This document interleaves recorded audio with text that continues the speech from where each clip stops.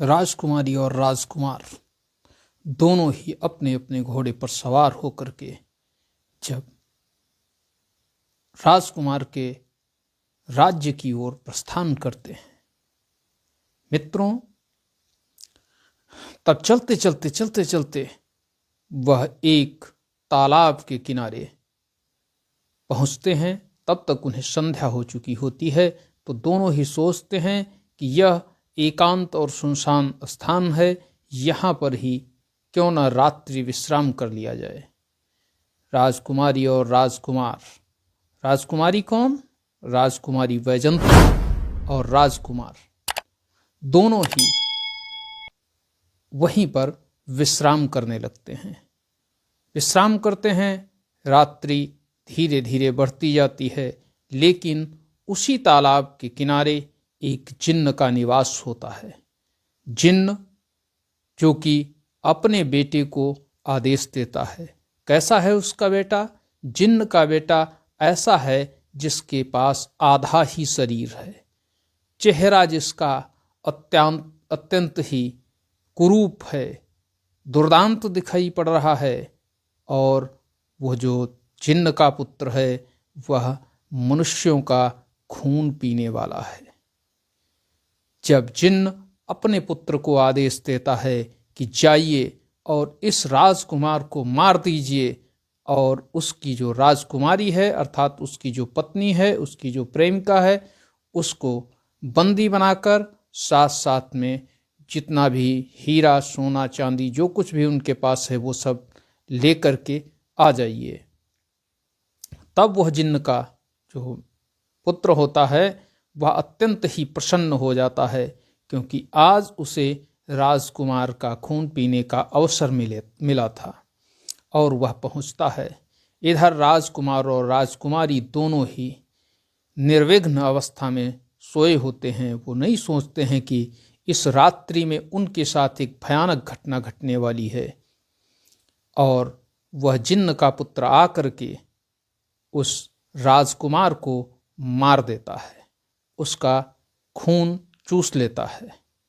जब राजकुमार मर जाता है तभी राजकुमारी की निद्रा टूट जाती है और राजकुमारी उठकर बैठ जाती है। जब वह उठकर बैठती है तो सामने वह खूंखार व्यक्ति उसे दिखाई देता है, और वह भी ऐसा व्यक्ति जिसका चेहरा बिल्कुल ही कुरूप है और बहुत ही भयानक लग रहा है। राजकुमारी देखती है कि राजकुमार मर चुका है, लेकिन वह राजकुमारी कोई सामान्य राजकुमारी नहीं थी, इसलिए वह अपने पति की मृत्यु पर विलाप न करके हंसने लगती है, और हंसते हुए उस जिन्न के पुत्र से कहती है कि यह तुमने बहुत ही अच्छा किया कि इसे मार दिया, अब मैं तुम्हारे साथ विवाह करूंगी। ज्यों ही राजकुमारी के द्वारा ये शब्द कहे जाते हैं, जिन्न का पुत्र भौचक्का रह जाता है, क्योंकि उसे यह उम्मीद राजकुमारी से नहीं थी। उसका ये कारण था क्योंकि राजकुमारी के पति की अभी तो जिन्न ने हत्या की थी। मित्रों, जब राजकुमारी इस तरह के शब्द कहती है और मुस्कुराने लगती है, तब वह जिन्न राजकुमारी की तरफ देखकर मोहित होने लगता है। तब राजकुमारी उस जिन्न के पुत्र से कहती है कि तुमने अच्छा किया है, लेकिन मेरी एक शर्त है, तब मैं तुम्हारे साथ चलूंगी। तो वह कहता है, बताइए क्या शर्त है तुम्हारी? तो वह कहती है कि यहीं पर एक गड्ढा खोदिए और इसकी कब्र बना दीजिए, इसको उसमें दफना देंगे, तब मैं आपके साथ चलूंगी। मित्रों, वो जिन्न का पुत्र बड़े ही प्रेम पूर्वक प्रसन्नता के साथ एक गड्ढा वहीं पर खोदने लगता है, और गड्ढा जब राजकुमारी से कहता है कि देखिए गड्ढा खुद गया है, तो राजकुमारी कहती है कि इसको थोड़ा और चौड़ा कीजिए, इसको थोड़ा और गहरा कीजिए। जब पूरे मन से वह गड्ढे को खोदने लगता है, गहरा करने लगता है, उसकी चौड़ाई बढ़ाने लगता है, इसी बीच राजकुमारी उस दुर्दांत जिन्न के पुत्र की तलवार उठा लेती है, और एक ही तलवार के वार से जिन्न का वह पुत्र वहीं पर ढेर हो जाता है, मृत्यु को प्राप्त हो जाता है। राजकुमारी उसका वध कर देती है, और जब उसका वध हो जाता है तब राजकुमारी अपने पति अर्थात राजकुमार के शव के पास बैठकर विलाप करने लगती है। मित्रों, रोते रोते अर्धरात्रि से प्रातःकालीन बेला आ जाती है और तभी वहाँ एक साधु की पत्नी आती है और वह जब एक अकेली स्त्री को एक मृतक के सामने विलाप करते हुए देखती है तो वह उसके पास आकर के उसको ढांढस बंधाने लगती है और उससे इस सारी घटना के बारे में पूछती है। तब वह राजकुमारी उस साधु की पत्नी को बताती है कि हे माता, मैं पास के ही राज्य की राजकुमारी हूँ और मेरा नाम वैजंती है और ये जो सामने हैं ये मेरे पति हैं और इनको किसी ने मार दिया है, वो बहुत ही दुर्दांत था जिसका मैंने वध कर दिया है, जो यहीं पर पड़ा हुआ है। तब वह साधु की पत्नी जान जाती है कि यह सब खेल उस जिन्न का ही है। अतः वह राजकुमारी से कहती है कि हे राजकुमारी, आप ज़्यादा परेशान न हो, मैं आपकी जो सहायता कर सकती हूँ उसके लिए जा रही हूँ और मैं सहायता के लिए लेकर के आपके पास आ रही हूँ। ऐसा कह करके और राजकुमारी को ढांढस बंधा करके वह साधु की पत्नी अपने घर की ओर चल देती है, अपनी कुटिया की ओर चल देती है और कुटिया में जब वह पहुंचती है तो वहां पर उसका पति साधु विद्यमान होता है और वह साधु से जाकर के इस सारी घटना के बारे में बताती है कि राजकुमारी का जो पति है उसके प्राण जिन्होंने ले लिए हैं, आप उसको जीवित कर दीजिए। मित्रों, उस साधु के पास भी असीम शक्तियां थीं और वह चूंकि धर्मात्मा था इसलिए वह साधु तुरंत ही राजकुमारी के पास आता है और राजकुमारी जब उसको देखती हैं तो राजकुमारी और तेजी के साथ विलाप करने लगती हैं। ऐसी स्थिति में वह राजकुमारी के पास आकर कहता है कि हे राजकुमारी, मुझे आपके साथ जो घटना घटित हुई है उसकी संपूर्ण सूचना मिल चुकी है। मैं आपके राजकुमार को अवश्य जीवित कर दूंगा। जब वह जीवित करने की बात कहता है तो राजकुमारी अत्यंत ही प्रसन्न हो जाती है और उनसे आग्रह करने लगती है। तब वह साधु उस राजकुमार के मृतक शरीर के पास जाता है और अपनी एक भुजा से उसकी एक भुजा पकड़कर दूसरे हाथ से उसके शरीर को दबाकर जब भुजा से जोड़ देता है त्यों ही राजकुमार जीवित होकर के बैठ जाता है, चेतन अवस्था में आ जाता है। जब राजकुमारी राजकुमार को चेतन अवस्था में देखती है तो वह अत्यंत ही प्रसन्न हो जाती है और राजकुमार भी अचंभित रह जाता है उस दृश्य को देख करके। राजकुमार और राजकुमारी दोनों ही गले लग जाते हैं और साधु इस दृश्य को देखकर वह भी अत्यंत प्रसन्न हो रहे हैं। तभी राजकुमार और राजकुमारी साधु का धन्यवाद देते हैं और उनको प्रणाम करते हैं, ढेर सारा आशीर्वाद लेकर के वहाँ से विदाई मांगते हैं और राजकुमार और राजकुमारी पुनः अपने राज्य की ओर प्रस्थान कर देते हैं।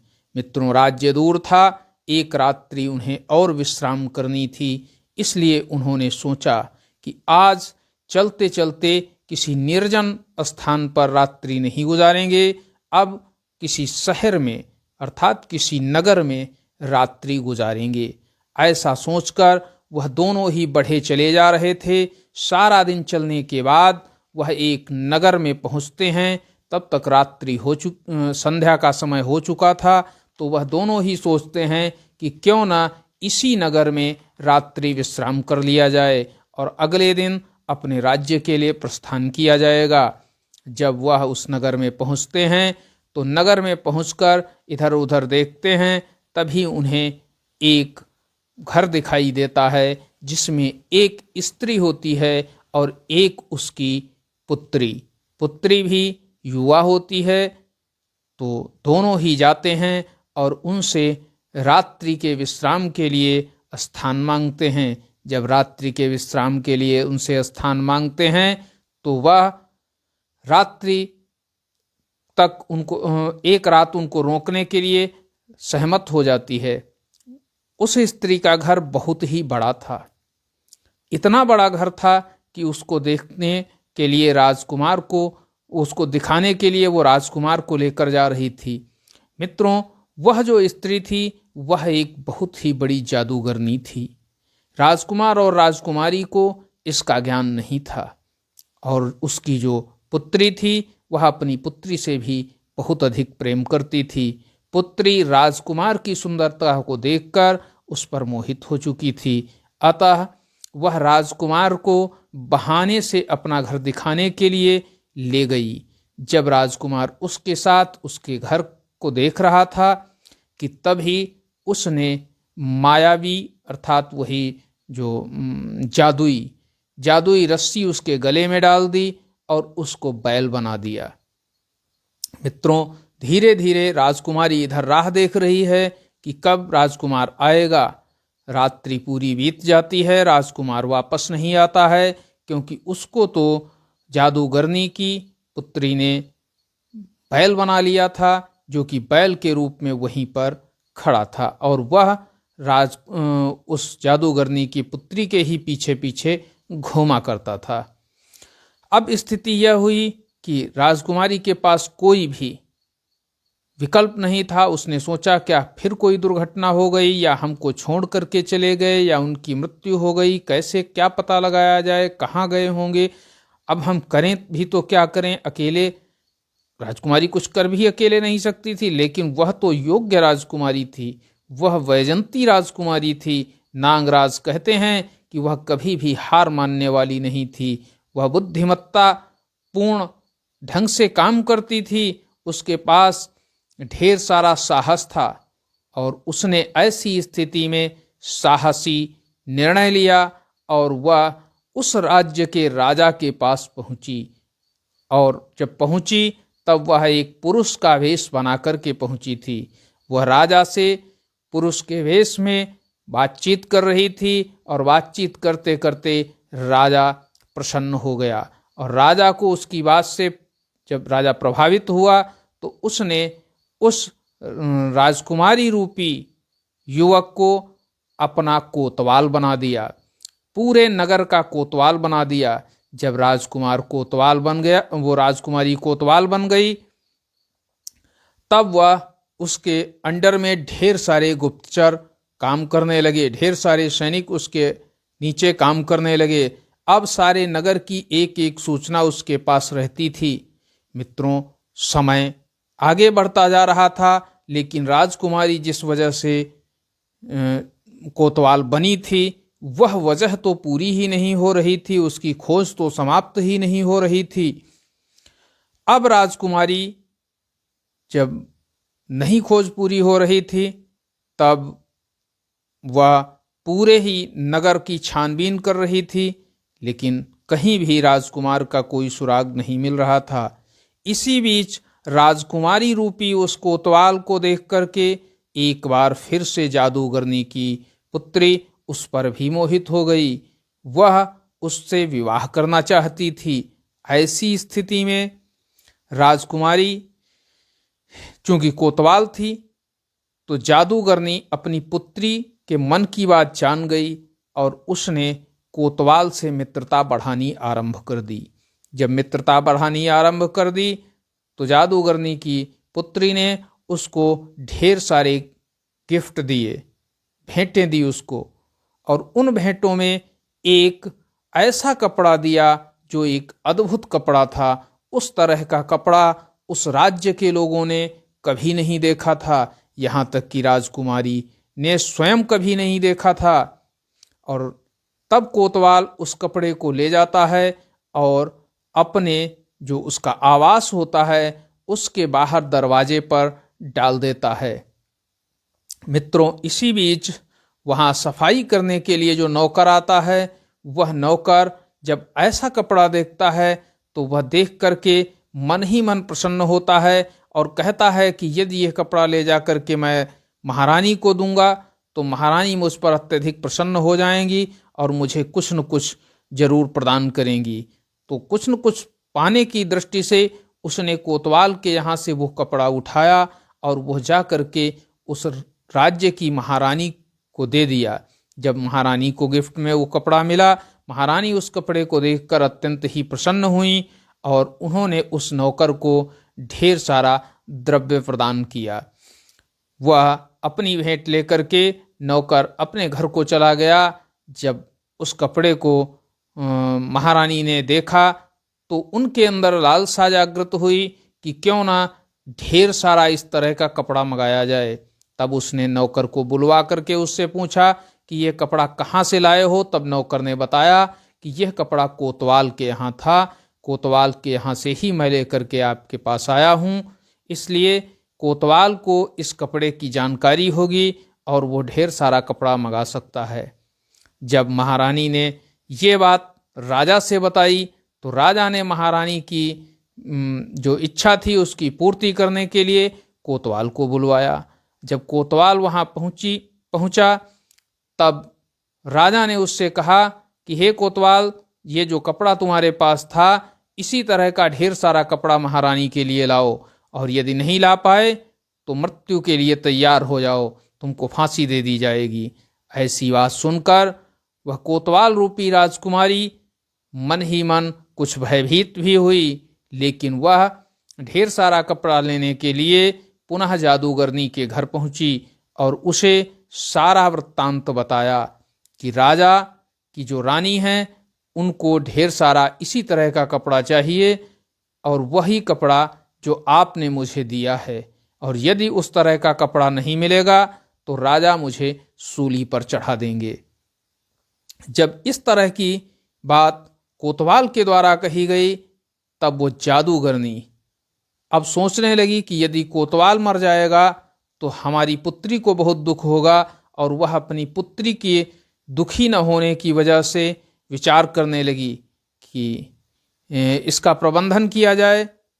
लेकिन उसने फिर भी कोतवाल से कहा कि यह कपड़ा अब मिलना बड़ा मुश्किल है, क्योंकि यह कपड़ा तो मेरे जादूगर भाई ने भिजवाया था और अब तो वह कहीं दूर देश में रहता है, इसलिए अब इस तरह का कपड़ा मिलना असंभव है। तब राजकुमारी रूपी उस कोतवाल ने कहा कि तुम अपने उस भाई के पास संदेश भेजो और वहाँ से कपड़ा मंगाओ, और यदि तुम कपड़ा नहीं मंगाती हो तो राजा मेरे प्राण ले लेंगे।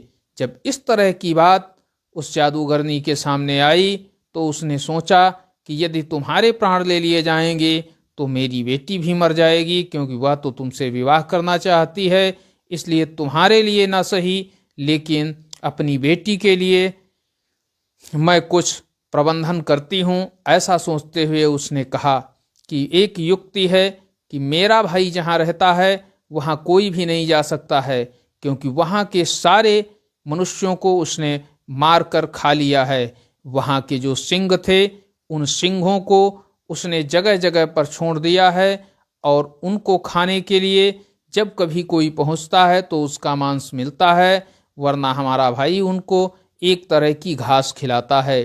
कोई भी शेर वो घास खाना पसंद नहीं करता है, लेकिन मजबूरीवश वह उस घास को खाते हैं। इसलिए जब भी कोई व्यक्ति वहां पहुंचता है तो वह या तो गुफा के पीछे से या पहाड़ के पीछे से या सामने से किसी भी तरह से वो आकर के उस व्यक्ति को अपना ग्रास बना लेते हैं, और हमारे भाई के पास तक कोई भी नहीं पहुंचता है। तब राजकुमारी ने कहा कि मुझे तो वहां मजबूरन जाना होगा, या तो मैं इधर सूली पर लटक जाऊं या तो उधर जा करके सिंहों के द्वारा खा ली जाऊं। इससे बेहतर यही है कि मैं सिंहों से लड़ने का प्रयत्न करूंगी। जब इस तरह की बात कोतवाल के द्वारा कही जाती है तब जादूगरनी एक बार भयभीत हो जाती है, और भयभीत होकर के वह कहती है, नहीं, अभी तुम्हें जाने की आवश्यकता नहीं है।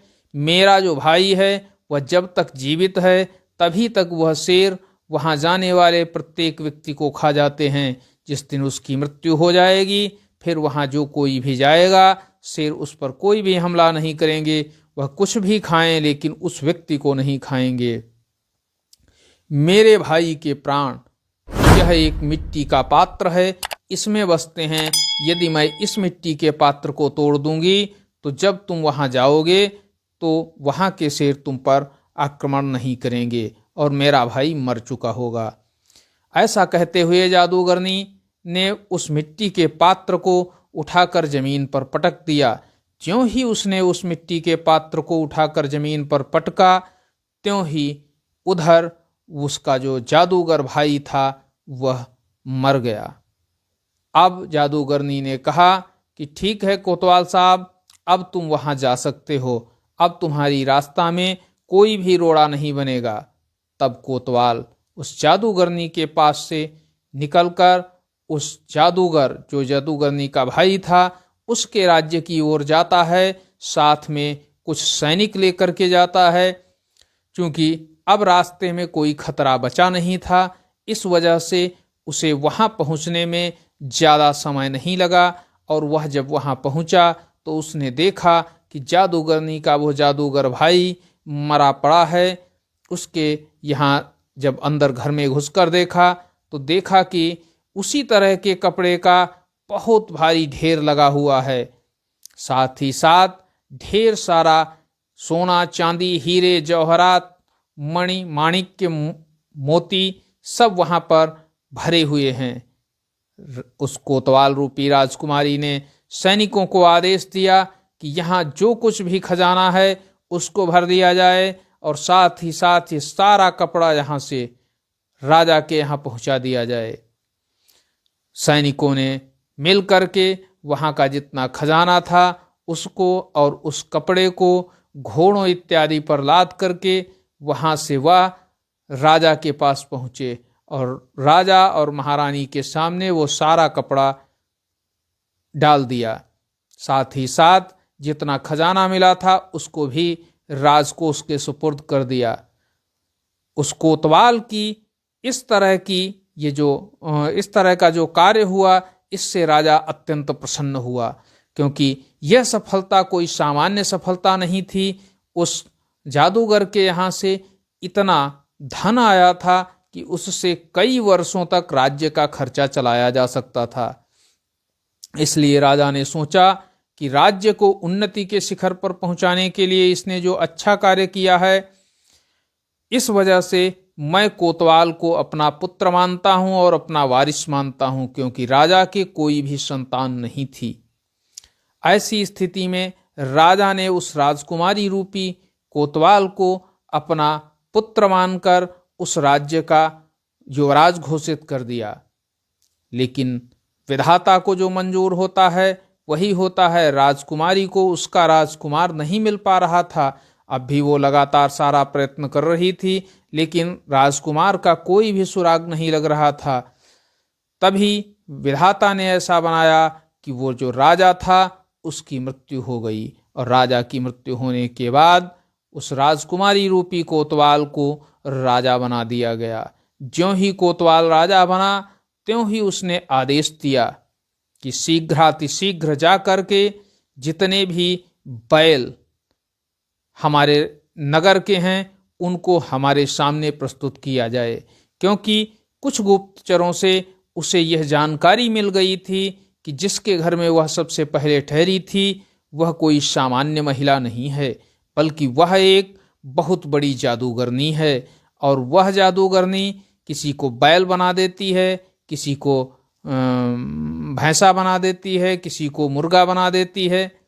ऐसा जब राजकुमारी को ज्ञात हुआ तो राजकुमारी ने सोचा कि इसके यहाँ एक बैल रहता है, क्यों न मैं उसको यहाँ पर बुलाऊं और हो सकता है मैं राजकुमार को पहचान लूं।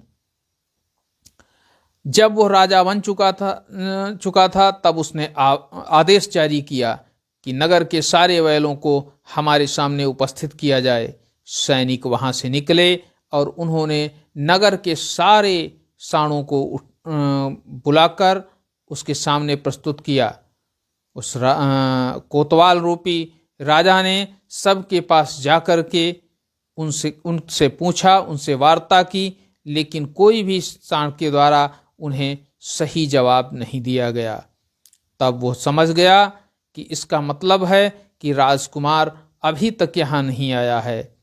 तब उसने पुनः अपने सैनिकों को आदेश दिया कि जाइए और देख कर आइए कि कौन सा ऐसा व्यक्ति है संपूर्ण नगर में जिसने अपने सांड को हमारे यहाँ नहीं भेजा है। तब सैनिकों ने सारे नगर को छान मारा और उन्हें यह ज्ञात हुआ कि केवल और केवल उस जादूगरनी ने ही अपने सांड को यहाँ नहीं भेजा था। तब उन सैनिकों को आदेश मिला कि उस सांड को तुरंत ही खींच कर लेकर आओ। जब सैनिक उस जादूगरनी के यहाँ उस सांड को लेने पहुंचे तो जादूगरनी की पुत्री उसको देने से मना कर रही थी। तब जबरदस्ती सैनिकों को उस सांड को लेकर आना पड़ा और जब वह जबरदस्ती उससे खींच कर ला रहे थे तो उसके गले में जो जादुई रस्सी थी वह खींचते समय टूट गई। ज्यों ही जादुई रस्सी टूटी त्यों ही वह जो बैल था अर्थात सांड था वह राजकुमार के भेष में आ गया। जब वह राजकुमार के भेष में आ गया तब उस कोतवाल रूपी राजा अर्थात राजकुमारी ने ज्यों ही उसको देखा तुरंत ही पहचान लिया और उससे पूछा कि तुम्हारी ये हालत कैसे हुई। तब उस राजकुमार ने बताया कि जब मैं इस जादूगरनी के मकान का निरीक्षण कर रहा था तभी इसने मेरे गले में जादुई रस्सी डालकर मुझे बैल बना लिया था। ऐसी बात सुनकर के राजकुमारी रूपी वो राजा अत्यंत क्रोधित हुआ और क्रोधित होकर के उसने जादूगरनी को मृत्युदंड दे दिया। अब मित्रों, कुछ ही समय के बाद सैनिकों ने जाकर के उस जादूगरनी को पकड़ लिया और उसको ला करके तुरंत ही सूली पर लटका दिया। जब वो जादूगरनी सूली पर लटक गई, अब राजकुमार को वहाँ का राजा बनाना चाहती थी, इसलिए उसने सभा बुलाई। नगर के और राज्य के समस्त लोगों को उसने उस सभा में आमंत्रित किया और जब संपूर्ण सभा एकत्रित हो चुकी थी तब उसने बताया कि आपके नगर के जो राजा थे वह अत्यंत ही धर्मात्मा थे। उन्होंने मुझे अपना दत्तक पुत्र माना है, लेकिन मैं अपना राज तुम्हें बताने जा रहा हूँ, क्योंकि मैं एक पुरुष नहीं हूँ, एक महिला हूँ। मैं एक राजकुमारी हूँ और ये जो राजकुमार है ये मेरे पति हैं। अतः आज से मैं तुम्हारी रानी होंगी और ये तुम्हारे राजा होंगे। जब राजकुमारी के द्वारा सत्यता नगरवासियों के सामने रखी गई तो नगरवासियों ने भी रानी की इस सत्यता को स्वीकार कर लिया। उनके द्वारा जो वचन कहे गए उनको स्वीकार कर लिया और राजकुमारी को रानी मान लिया, साथ ही साथ राजकुमार को अपना राजा मान लिया। मित्रों, अब वह इस नगर के इस जो नया राज्य था उसके भी राजा हो चुके थे और वह जो पुराना जहाँ का राजकुमार था वहाँ का भी वो राजा था। मित्रों, नाग देवता कहते हैं कि देखिए किन लोगों पर हमें विश्वास करना चाहिए। तो सबसे बड़ी चीज़ तो नाग देवता ने ये बताई राजा को कि किस पर विश्वास करना चाहिए और किस पर नहीं करना चाहिए। उन्होंने कहा कि जो स्त्री अत्यंत ही रूपवती होती है और साथ ही साथ वो क्रोधी होती है, ऐसी स्त्री सदैव ही शत्रु होती है। उसने कहा कि ऋणकर्ता पिता शत्रु, माता शत्रु व्यभिचारिणी, रूपवतीश्च क्रोधमुखे भार्या शत्रु, पितृशत्रु न पंडिता।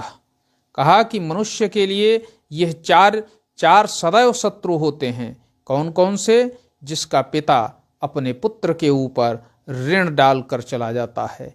ऋण अर्थात कर्ज लाद देता है, वह पिता भी शत्रु होता है। साथ ही साथ वह माता भी शत्रु होती है जो व्यभिचारिणी होती है अर्थात वैश्यावृत्ति वाली होती है। वह भी जीवन में उस पुत्र का मस्तक ऊपर उठने नहीं देती है।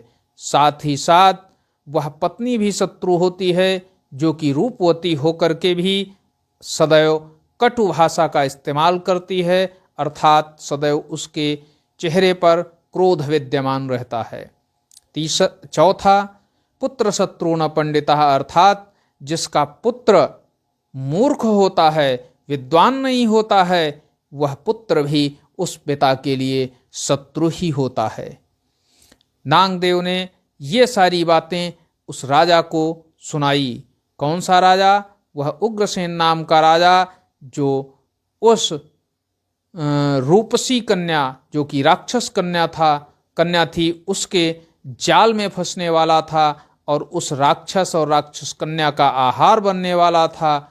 उसको नागदेव ने बताया और उससे कहा कि आप जहाँ जा रहे थे वहाँ पर वो राक्षस निवास करता है और उसकी जो कन्या है वह अपने रूप जाल में फंसाकर प्रतिदिन लोगों को यहाँ से लेकर के जाती है और लोग उसके प्रति आकर्षित होकर, काम वासना से ग्रसित होकर के उस गुफा के अंदर चले जाते हैं और गुफा में जाते ही वह राक्षस उनको अपना निवाला बना लेता है।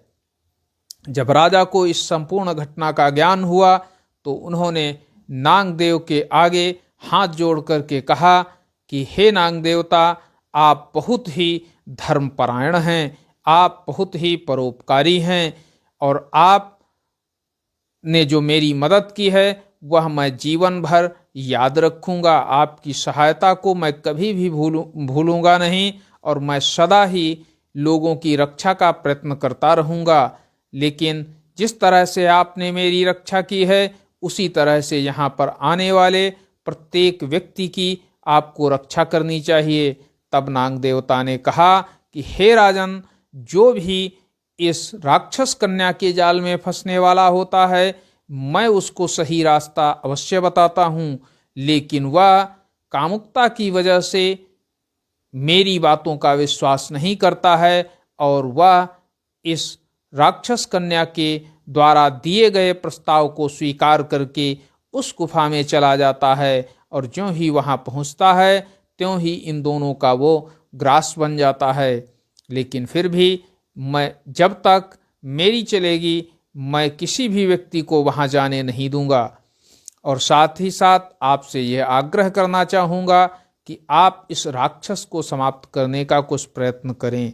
तब नाग देवता को आश्वासन देकर राजा वहाँ से अपने नगर की ओर प्रस्थान करते हैं और नगर में आकर के किस तरह से राक्षस को मारा जाए इस पर विचार करने लगते हैं, सभा बुलाते हैं। मित्रों, कैसे राक्षस को मारते हैं राजा, उसके बारे में हम आपको अगले भाग में बताएंगे। आज के लिए बस इतना ही। मिलते हैं अगले दिन एक अगली कहानी के साथ। तब तक के लिए जय हिंद, जय भारत। यदि कहानी आपको पसंद आई हो तो उसको लाइक करें, चैनल को सब्सक्राइब करें, साथ ही साथ शेयर करें और कमेंट भी करें। आपके कमेंट करने से हमें साहस मिलता है, हमें अपनी कमियों को सुधारने का अवसर मिलता है। और आप चूँकि सुन रहे हैं, हर व्यक्ति जो वक्ता होता है उसे सदैव सब कुछ अच्छा ही लगता है, लेकिन जो सुनता है वह कमियां अवश्य ढूंढ लेता है और जब आप कमियां बताते हैं तो मुझे बहुत अच्छा लगता है। धन्यवाद मित्रों। जय हिंद, जय भारत। नमस्कार।